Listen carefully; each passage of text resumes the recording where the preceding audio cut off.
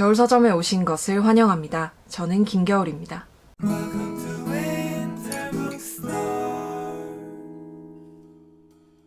오늘은 오랜만에 요새 읽은 책을 몇 권 소개를 해보려고 합니다. 9월에 읽은 책 소개가 될 것 같은데 오늘 소개해드릴 책은 요렇게 3권, 제가 9월에 읽은 책 중에 고른 3권입니다.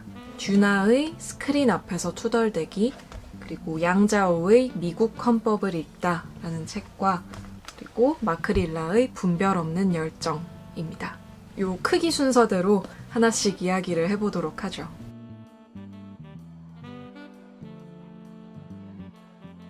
네, 일단 첫 번째로 듀나의 스크린 앞에서 투덜대기라는 책입니다. 이 책은 제가 시내랑 밥 먹을 때 잠깐 보여드렸죠. 인천 가는 길에 다 읽었는데 듀나가 2001년에 낸 책이에요. 듀나는 영화평론가이기도 하고 또 과학소설가로도 잘 알려져 있죠. 듀나가 1996년부터 2000년 사이에 시내 21을 비롯해서 여러 매체에 기고한 글을 묶은 책이라고 하고요. 머릿말에서 벌써 듀나가 그런 이야기를 해요. 이게 조금 철진한 이야기도 여기 담겨져 있지만 기록의 가치가 있다고 생각을 해서 그대로 뒀다 이런 이야기를 하는데 그때로부터 17년이 지났잖아요. 그럼에도 불구하고 꽤 재미있게 읽은 그런 책입니다. 이 제목에서 투덜대기라는 표현을 쓰듯이 전체적으로 어떤 영화에 대해서 정말 투덜대는 그런 스타일의 글이에요. 여기 앞에도 써있는데 통신망식 스타일이라는 표현을 씁니다. 통신망이라는 표현을 쓰면서 이게 아주 진지하고 엄격한 평론도 아니고 그렇다고 의미 없는 가벼운 한담도 아닌 그런 재미있는 의문과 생각들이 담겨 있습니다. 이게 아무래도 처음부터 책을 쓰겠다라는 생각으로 쓴 글들이 아니라 여기저기 썼던 글들을 묶어서 만든 것이기 때문에 조금 주제가 다양해요.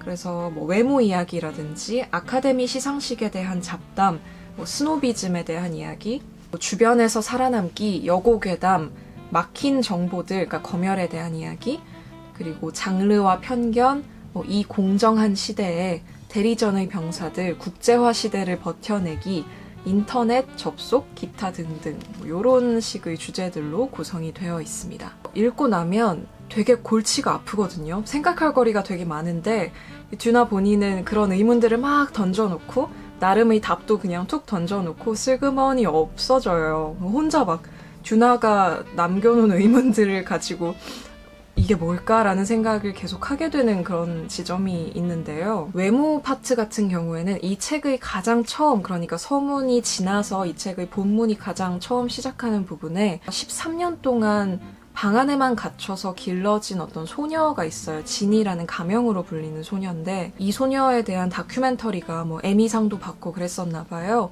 그런데 그 다큐멘터리를 보다 보면 진이가 되게 예쁘단 말이에요.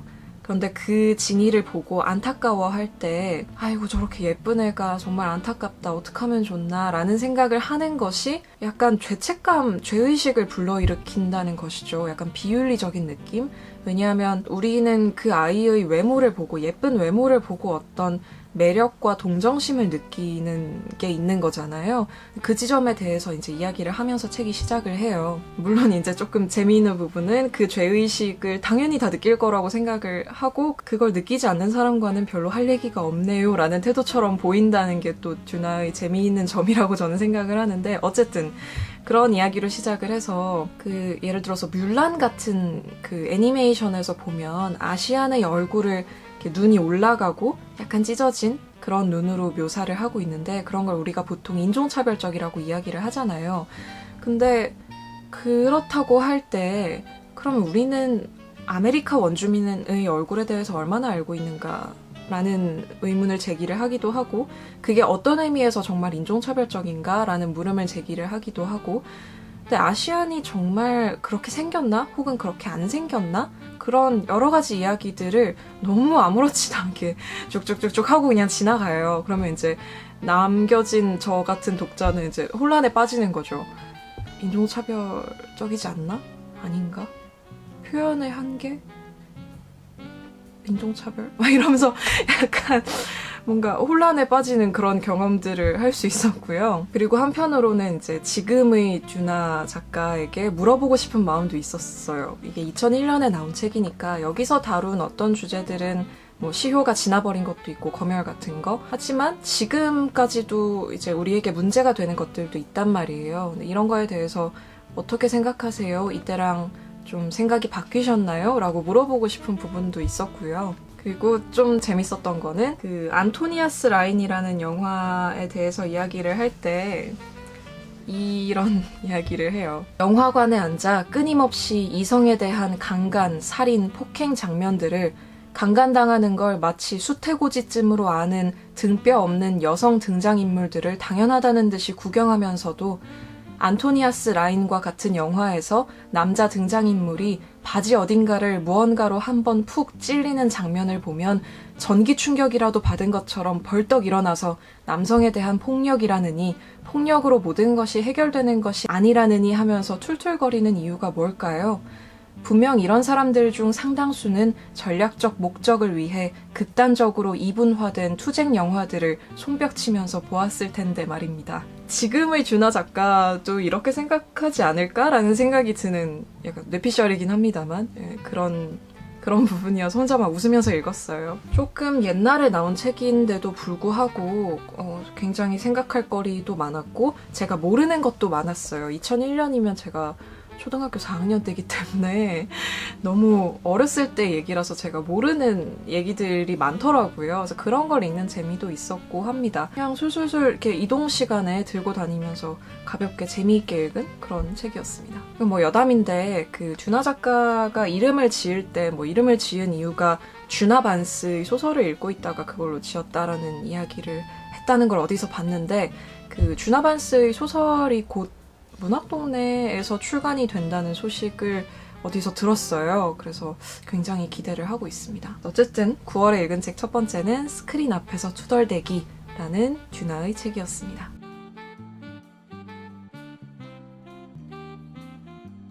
네, 9월에 읽은 책 두 번째는 양자오라는 작가의 미국 헌법을 읽다라는 책입니다. 제가 예전에 지금 다시 헌법이라는 책을 소개를 해드린 적이 있죠. 우리나라 헌법을 조금 알기 쉽게 풀어서 쓴 그런 책이었는데 얘는 이제 미국 헌법을 그런 식으로 제정 과정이나 어떤 미국 헌법 내의 중요한 어떤 단어들이나 조항에 대해서 설명을 하는 그런 책입니다. 이 양자오라는 분은 이름에서도 약간 드러나듯이 중화권의 인문학자라고 하고요. 대만 분이신 것 같아요. 그래서 중간중간 대만에 대한 이야기도 조금씩 들어가 있고요. 이 책의 시작이 그 헌법 내용으로 바로 들어가는 게 아니라 미국 헌법이 제정된 과정을 설명하면서 시작을 하는데 저는 개인적으로 그 부분이 너무 웃겼어요.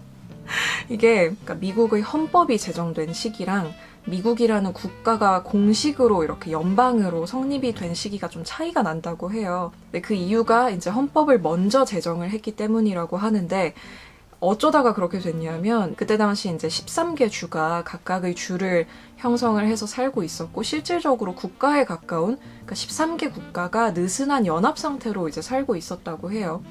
그래서 이제 이 주 사이의 어떤 무역 문제, 경제 문제를 이야기하기 위해서 어떤 무역에 대한 조약 같은 걸 만들기 위해서 13개 주의 대표가 모였는데 웬걸? 헌법을 만들기 시작을 하는 거예요.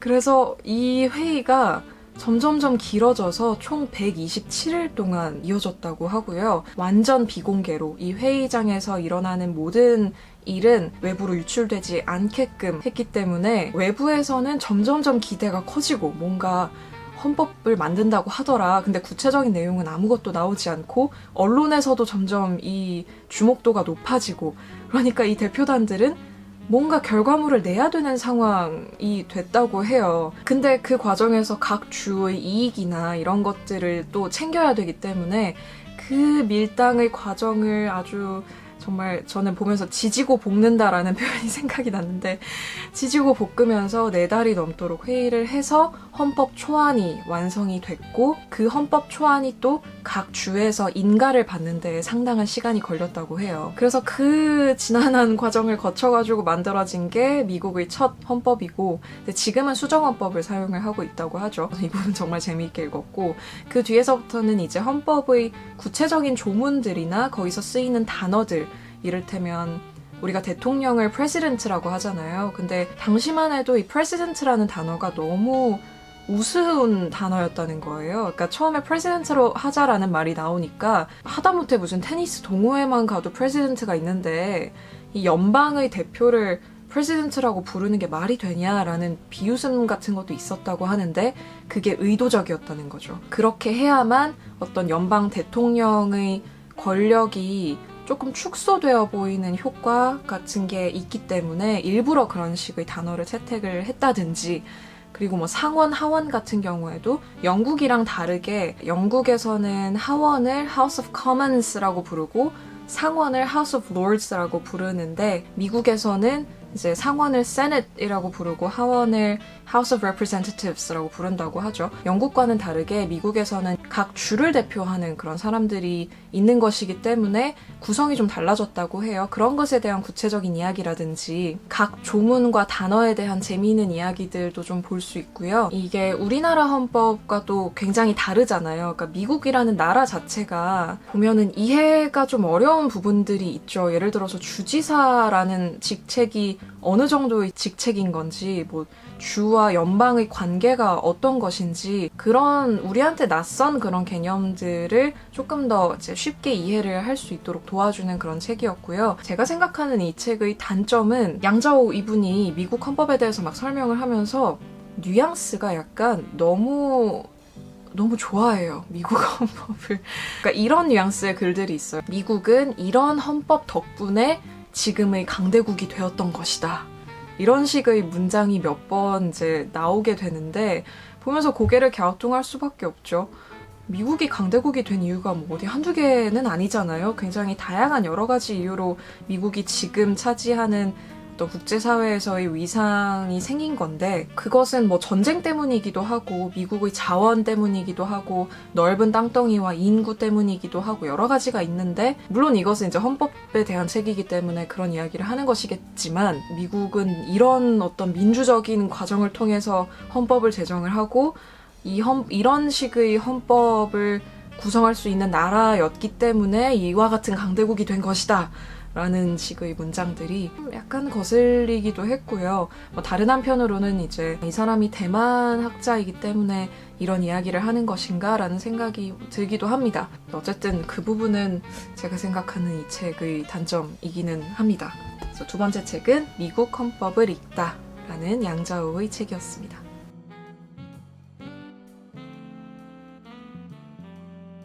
9월에 읽은 책, 마지막 책은 마크 릴라의 분별 없는 열정이라는 책입니다. 제 인스타그램 팔로우하고 계신 분들은 제가 이 책을 너무 재미있게 읽었다라는 글을 올린 걸 보셨을 수도 있어요. 제가 이 책을 이틀 만에 다 읽었거든요. 너무 빠져서 읽었어요. 막 밥 먹으면서 읽고, 이동하면서 읽고, 버스에서 읽고, 지하철에서 읽고, 정말 하루 종일 틈날 때마다 너무너무 재미있게 읽은 그런 책이고, 개인적으로는 올해의 베스트 3에 들어갈 그런 책입니다. 도대체 어떤 책이길래 제가 이렇게 좋아하고 극찬을 하느냐. 이 책은 마크 릴라라는 정치 철학자가 쓴 책이에요. 보시면 여기 뭔가 굉장히 중후해 보이는 얼굴들이 여기에 들어가 있죠. 이 책은 현대의 매우 저명한 그런 철학자, 사상가들이 지금에 와서 우리가 돌아봤을 때 이해하기 힘든 정치적 선택을 했던 이유가 무엇인가에 대해서 다루고 있는 책입니다. 그러니까 아주 축약해서 말하자면 뒤에 이렇게 써 있어요. 20세기 유럽의 탁월한 철학자들은 왜 전제정치를 옹호했을까? 에 대한 책입니다. 이거보다 더 축약해서 말하면 하이데거는 도대체 왜 나치에게 동조했는가 입니다. 물론 그게 다는 아니죠. 네, 그거는 6장 중에 한 챕터에 불과하지만 말씀을 드리자면 그런 책이고요. 제목이 분별 없는 열정인 이유는 정말 말 그대로 이 철학자들의 어떤 분별 없는 철학적 열정, 철학적 충동이 충분한 검토 없이 정치에 이식되었을 때 어떤 불행한 결과를 혹은 어떤 어리석은 결과를 가져왔는가에 대한 책이기 때문에 이제 제목이 분별 없는 열정이라고 붙었고요. 이 책에서 다루고 있는 철학자들은 뭐 하이데거라든지 법학에서 더 많이 다루는 걸로 알고 있는데 카를 슈미트라든지 뭐 데리다, 푸코 같은 철학자들을 다루고 있습니다. 개인적으로 제일 재미있게 읽은 부분은 이제 1장의 하이데거 그리고 5장의 푸코 부분이었는데 다른 장들도 너무 재미있게 읽었어요. 저는 이 주제 자체가 저의 굉장히 흥미를 불러일으키는 부분인데다가 이 책의 서술 방식 자체가 읽는 사람에게 계속 질문을 던지게 만들어요. 그러니까 각각 이 철학자들의 어떤 정치적 선택을 전기적인 관점에서, 그러니까 이 사람의 생애의 관점에서 보기도 하고 각 사상가의 사상, 철학의 관점에서 보기도 하거든요. 물론 이제 두 가지가 각 장마다 총 6장으로 되어 있는데 각 장마다 완벽하게 균형적이지는 않기는 해요. 그럼에도 불구하고 끊임없이 독자에게 물어봐요. 그러니까 이 사람의 생애로부터 정치적 결단이 이런 식으로 도출되는 것이 합당한가라고 계속 물어보는 거예요. 혹은 그게 철학적인 이유일 수도 있고 그런 점도 참 좋았고요. 이 마크릴라가 이제 에필로그에서 플라톤을 소환을 해요. 왜냐하면 이제 하이데거가 돌아왔을 때 동료 교수가 뼈 있는 농담을 던졌다는 이야기가 있어요. 그래서 뭐 하이데거가 시라쿠사에서 귀환했다고? 라는 식으로 이제 농담을 던졌다고 하는데 플라톤이 전제군주였던 디오니시오스 2세를 바꿔보기 위해서 방문을 했던 곳이에요. 시라쿠사라는 곳이. 디온이라는 사람이 플라톤한테 연락을 해서 가죠. 근데 실패를 해요. 실패를 하고 돌아오게 돼요. 시라쿠사에서 귀환을 하게 되죠. 이 에피소드에 대해서 이 마크릴라가 뭐라고 평하냐면 제일 마지막에 인터뷰 부분에서 이 두 사람은, 그러니까 플라톤과 디온은 정치를 비철학자들에게 남겨두면서 두 사람은 아무도 철인왕들의 도시를 건설하려는 어리석은 시도를 하지 않았습니다. 전제군주를 있는 그대로 인정했고 신중한 행위를 통해 전제자를 물러나게 하려고 노력했으며 특히 디온의 경우 때때로 정의를 위해 목숨을 걸 필요가 있음을 인정했습니다. 그것이 우리 전부에게 주어진 모델이 아니겠습니까? 라는 이야기를 해요. 이 에피소드를 통해서 마크릴라는 여기서 다룬 철학자들이 얼마나 어리석은 선택을 했는가를 이야기를 하는 것이고 또 책 전체에서 느껴지는 굉장한 안타까움이 있어요. 그 서문에서 그런 이야기를 하는데 이 책을 쓰는 것이 이 사람들을 막 고발을 하고 이 사람들을 비난을 받게 하려고 쓴 책이 아니다. 본인은 철학을 공부를 하면서 이 철학자들로부터 굉장한 영감과 많은 가르침을 얻었고 그럼에도 불구하고 이 사람들의 생애에 대해서 알게 될수록 느껴지는 실망감과 안타까움이 있었다.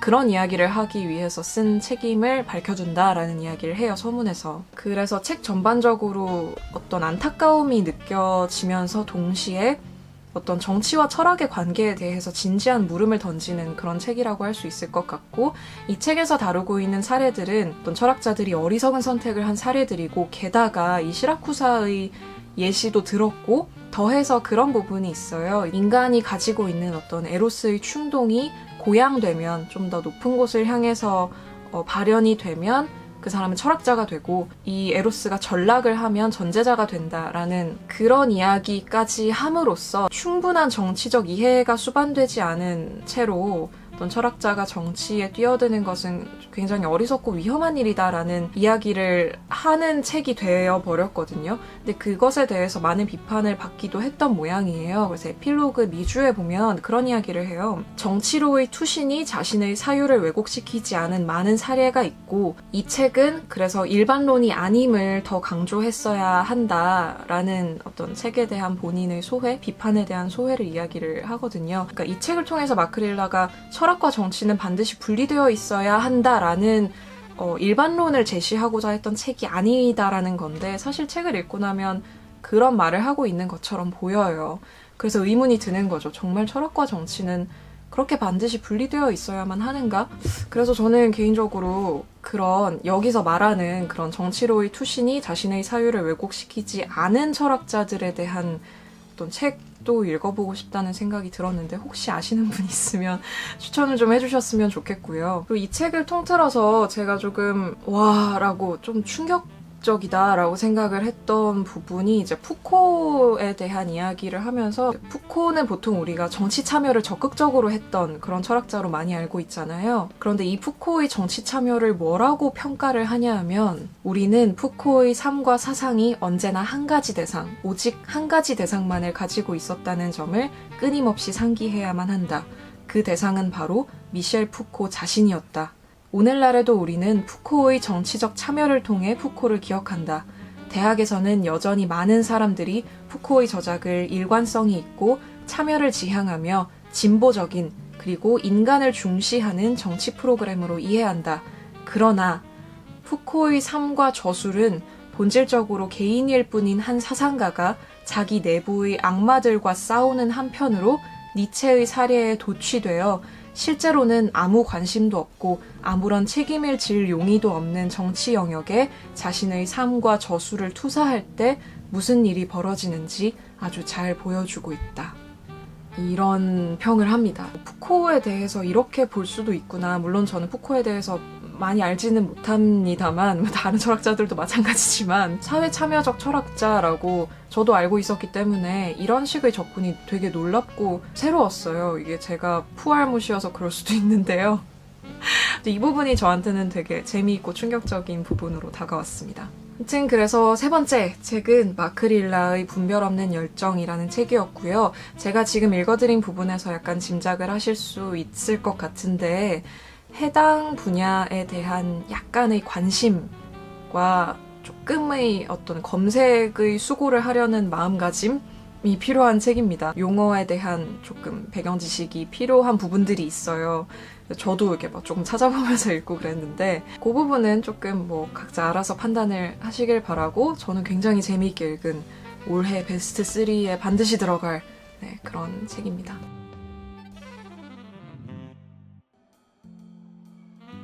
자, 이렇게 해서 9월에 읽은 책 중에 3권 이야기를 해봤고요. 저의 원래 목표는 이 영상을 10분 안쪽으로 만들어보자. 조금 각 책에 대해서 빨리빨리 착착착착 얘기를 해서 빠르게 딱 끊어보자 라는 생각이었는데, 사실 각각의 책이 그렇게 3분 요약이 가능한 책들이 아니어서 그런 게 좀 있습니다. 그래서 하다 보니까 그렇게 됐는데, 어떻게 재미있게 보셨기를 바라고요. 10월에 읽고 있는 책은 사실 9월도 마찬가지인데요. 제가 책을 쓰느라고 좀 이렇게 읽고 있는 책들이 있는데, 제가 그런 책들을 다루기는 조금 그래서, 영상에서 다루긴 좀 그래서 10월에 읽은 책을 하게 될지 어떨진 잘 모르겠어요. 물론 지금 이제 책이랑 상관없이 읽고 있는 책들도 있어서 가능하면 이야기를 같이 해보면 좋을 것 같습니다. 그러면 오늘 영상은 여기서 마무리를 하도록 하겠습니다. 구독, 좋아요 부탁드리고요. 오늘도 와주셔서 감사합니다. 또 오세요.